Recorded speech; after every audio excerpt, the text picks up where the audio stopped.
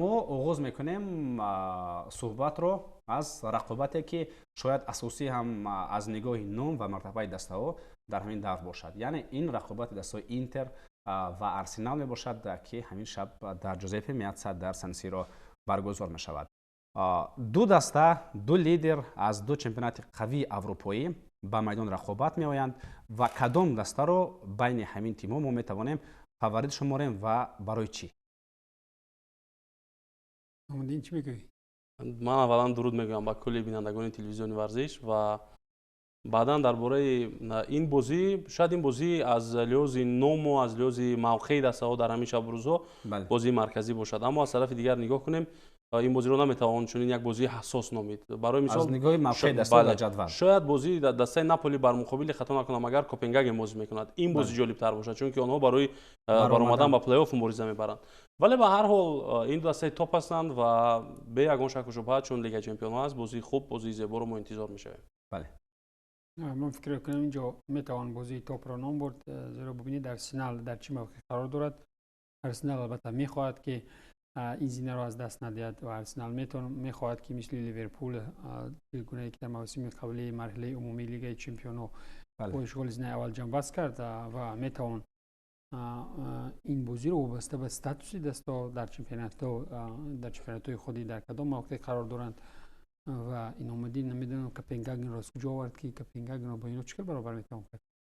نه اینجا درباره برابری دسته ها نیست. موقع دسته ها و امکانات برآمدن رو که دسته ارسنال الکی در 6 بازی دورهای یکم و دوم تا ششم هم غلبه کرد و 18 امتیاز دارد. این دسته اگر حتی در این دو بازی اشتراک نکند یعنی باخت تکنیکی برای این دسته تا نوشته شود باز هم در پلی آف آنها اشتراک خواهند کرد.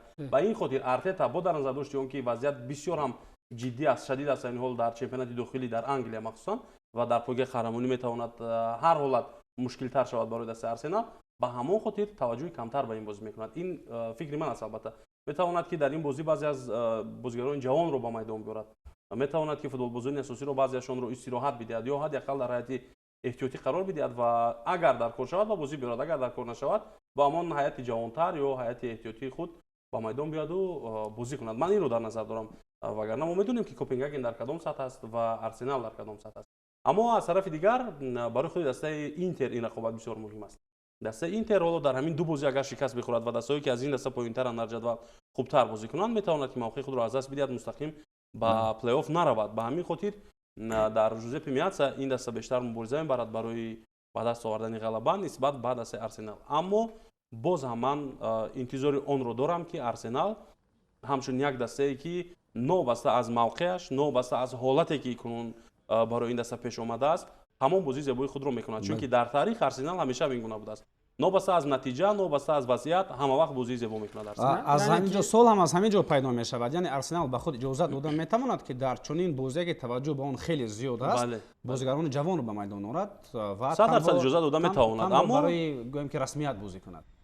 نه این طور نمیشود. من فکر میکنم ببینید آن چیزی که سخنی که اینامدین اول گفت بعداً آخری جملهش رو اهمیت دید به همون انتظاریاش تکیه میکند. انتظارهای ارسنال در چی است؟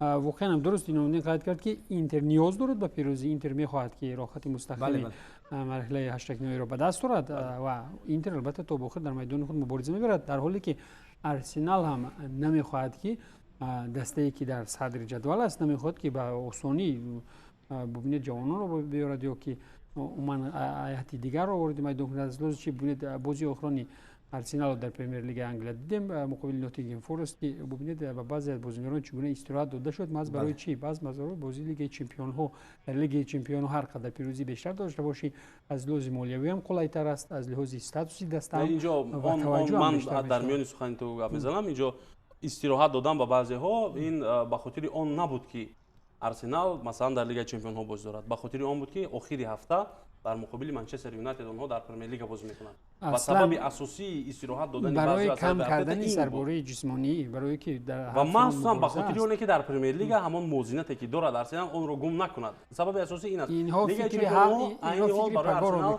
در لیگ چمپیون ها اونها رسالت خود رو انجام دادند. آنها الکی راحت دوری 8 نهایی رو دارند، نوبسته از اینکه در این دو بازی مساوی می شود، باخت می شود، غلبه می شود، فرق ندارد برای ارسنال. نه اینجا نمیتوان گفت دو بازی برای اون کلا نودرکور است. این طور نیست. نه اینجا لیگ چمپیون ها دیگه اگر خود راحت مولوی بگیریم بله اونها اگر غلبه کنن مثلا مبلغ معینی به دست میارن، اما از این مبلغی که در دور هفتم یا هشتم به دست میارن مهمتر این است که جای خود رو در پرمیر لیگ حفظ کنن. مهمتر این است. به این خاطر است که فکر میکنم حالا برای ارسنال همچنین مهمیت دیگر همین چیز است که ارسنال میخواهد که با پیروزی جنبش کند همین مرحله معین را، مرحله نخست لیگ چمپیونان. این چیز برای استاتوس خودی دست مهم است. بله و همچنین طور خود ارتتا هم اشاره میکند، بازیگران اشاره میکنند بازی از همه مهم این بازی نوبتی است و شاید البته طور ایمونبی اشاره کرد در فکر و معنی خوب خود ارسنال و میکل ارتتا هم همین بود که ماز به خاطر بازی با دسته اینتر کمی به فوتبال بازون استراحت داده شود، یعنی هم همین بازی در نظر گرفته شد و هم بازی برای مقابل منچستر یونایتد. همین دوره‌ای که بازی‌ها بسیار نزدیکند به هم و تقریبا خیلی زیچ است. آخرین جمله رو من می‌خواستم چکنم اشاره کنم. ببینید تو هفته دیگری ما نمی‌دونیم چی می‌شود. هر نقشه علاهیده مربیان برای روز بعدی است. اینها برای نزدیکترین بازی نقشه می‌کشند، بعداً برای بازی دیگری کی می‌داند متأسفانه یگان بازی کردی در این بازی می‌تواند که یک جراحت بردارد که بعداً نتواند در بازی اشتراک. من همین رو در نظر دارم و به همین خاطر گفته ایستادم که ارتتا احتیاطی خود رو به طور ماکسیمالی در همین بازی می‌کند و اون چی رو که برای بازی آینده مخصوصاً در نظر دارد در این بازی می‌تواند که کمتر اونها رو استفاده برد. یعنی اگر خلاصه کنیم می‌توانیم گوییم که ارتتا و ارسنال می‌توانند که همین بازی رو قربان کنند. 100% این چیز امکان دارد. اما یک چیز دیگر رو هم گفتند همون نمیکنند. ارتتا به خاطر اجازه دادن میتونه. نه ارتتا بازی رو هم خوب میدوند که بر مقابل فینالیستی سال گذشته آنها بازی میکنند، بر مقابل دسته بازی میکنند که موسم گذشته فینالیستی که چگونه شکست خورد، همه رو تا فینال چگونه شکست داده رفت. این رو باید گفت. این بعداً چگونه شکست کسی از این ترین رو انتظار نبود مخصوصا بر مقابل بارسلونا اون بازی‌هایی که داشت. بله البته پی اس جی سال گذشته خود ارسنال رو هم شکست داده بود، لیورپول رو هم شکست داده بود. کسی هم انتظار نبود که چگونه شکست می‌خورد. این موضوع دیگر است. بله این معلوم بود که پی اس جی پرقوت‌تر است. اما یک سال دیگر همینجا پیدا می شود بازی‌هایی که دسته ارسنال در پرمیر لیگ انگلیا نشون داد. برای مثال اونها هم با لیورپول 0-0 بازی کردن، هم با نوتینگهام فورست 0-0. دسته‌ای که همیشه گل میزنند، همیشه کوشش میکند که در هجوم موفق باشد و نگاه به خط دفاع هم کند. اما در دو بازی اخیر پرمیر لیگ انگلیا این دسته مساوی کرد. برای همه دسته یک مرحله معینی فرا میرسد که اونها با مشکلی روبرو میشوند. آیا همین مرحله مشکلی ارسنال است یا این زمان در این باره گفتن به مورد خوب بر وقت است؟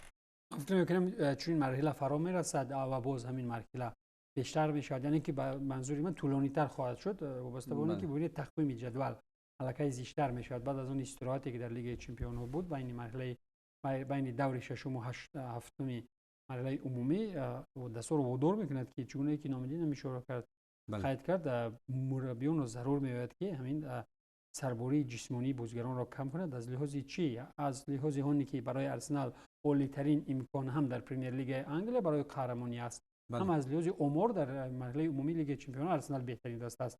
از همین لحاظ نمیشود در همه فرانت ها یک صلاحیت رو به میدان آورد، ولیکن در هر دو فرانت این چیز طلب میکند. ببینید از لیگ چمپیونان مخلصان پیروزی رو انتظار میشه، نه وابسته از اون که در کدام استاتوس قرار دارد، در کدام موقع قرار دارد. در لیگ پرمیر لیگ انگلیس باشد وضعیت کلا دیگر است، کلا مشکل است. در جام انگلیس هم همچنین طلب کرده میشود.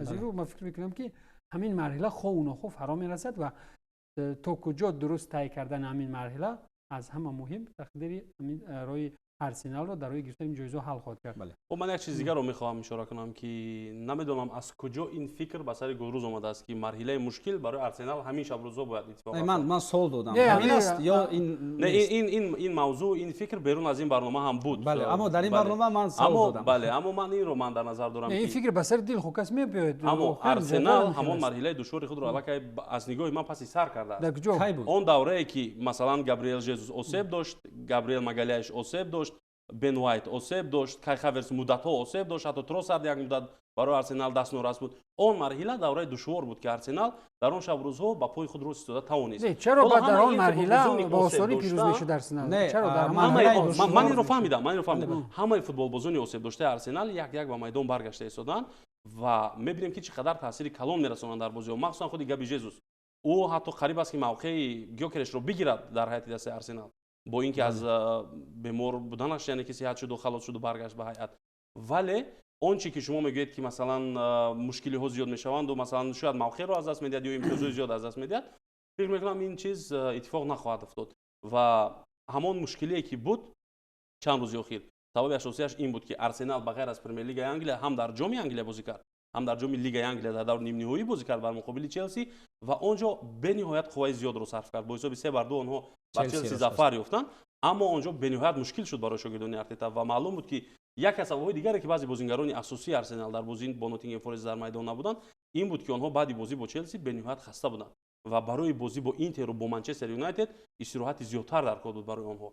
ин марҳила аст фикр мекунам сабаби асосии мусовиҳои Арсенал фикр мекунам ҳамин бозиҳои пайдарпай ки дар ҷому дар лига дар миён омаданд ва ҳоло ки Лигаи Чемпионҳо барои Арсенал ҳал шудааст аллакай марҳилаи умумӣ барои ин даста, фикр намекунам ки дигар ин мушкилиҳо масалан зиёдтар шавад ва ин даста дар идома имтиёзҳо аз даст бидиҳад. Албатта мешавад, шояд ҳатто ба шикаст дучор мешавад, аммо ман фикр намекунам ки ин чизҳо сабаб шаванд ки Арсенал аз садри ҷадвал яъне ки поён афтад. من در آخر همین چیز رو من می‌خواستم جنبش کنم تنها تمام به دو جمله. ببینید منطقی مرحله مشکل خود چی است؟ مرحله مشکل خودمون است که در همون مرحله مشکل دست شکست می‌خورد از ادامه رقابت در یگان جایزه در یگان مسابقه محروم می‌شود یا که باخت‌های پای در پای دارد. لیکن همون مرحله مشکل خود میگه در اونجا نه شکست بود نه محروم شوی از یگان جایزه بود نه یگان مساوی بود ولی که علاقه دو مساوی پای بس بنیاد درست شد. من یک چیز دیگه رو اشاره کردم میخوام من چی رو در نظر دارم موسم‌های گذشته سه موسمی که مخصوصا ارسنال در جای دوم قرار گرفت در انگلیس سبب اساسی این که ارسنال همون مرحله دشوار برایش پیش می اومد همین اسیب گرفتن فوتبالبازان ارسنال بود که این دسته هم در جام موفق نمیشد هم در لیگ چمپیون‌ها در یک جا مثلا موفق نمیشد یا میدیم که در پرمیر لیگ بعداً از دست میداد همه چی رو ماه دکامبر و ماه ینور این دو ماه ماهایی به قول تاریک و سیاه بودن برای ارسنال این مرحله کلا دیگر است ولی امسال در این موسم چیز رو دیگر نمیبینیم 100% البته فکر اندیشه شما هم یعنی جای خود رو دارد با دلایلی که اینجا پیشنهاد کردید واقعا هم میتوان با بعضی از دلایل های ایمون بکموزی شد با شما هم روزی شد اما مرحله دشوار میتواند نوبسته به مشکلات کادری علاوه از این چیز باشد یعنی مشکلی کادری این بله در موسم قبلی چنین بود واقعا 100% اما میتواند یک مرحله باشد که همه فوتبالبازان سوق و سلامت هستند میتواند چنین باشد که بازی نچسبد من با دو جمله گفتنی هستم که من به ارسنال باور دارم و امسال همون نچسبد نیست دیگر میچسبد بازی شاید بازی ارسنال حتما میچسبد کفالت میدی 100% شاید همین 200% روزی نشویم بازی ارسنال میچسبد حتما شما تشویش نشوید در این باره شاید بله همین طور باشد شاید همین طور باشد ما تمام اینجا سول رو پیشنهاد کردیم شما فکر اندیشه خود رو با دلیل های خود پیشنهاد کردید میبینیم که در ادامه موسم البته چی میشود چون که ارسنال امسال واقعا اگر اونها قهرمان هم شوند ارزنده قهرمان میشوند چون که بازی 100% هم در خط دفاع هم در نیم حمایه هم در هجوم همه فوتبالبازان از حدود کار خود با سربلندی بالاتر دروازه‌بان از همه بهتر است دروازه‌بان همچنین یعنی همه دسته ارسنال در همه موقع خیلی خوب است بازی میچسبد در خط دفاع در نیم حمایه در هجوم همش خوب است اگر قهرمان شوند برای من مثال قهرمان ارزنده در پرمیر لیگ انگلیس خود بود اگر نشود ما با این علاقه عادت کردیم این اولین بار نیست بله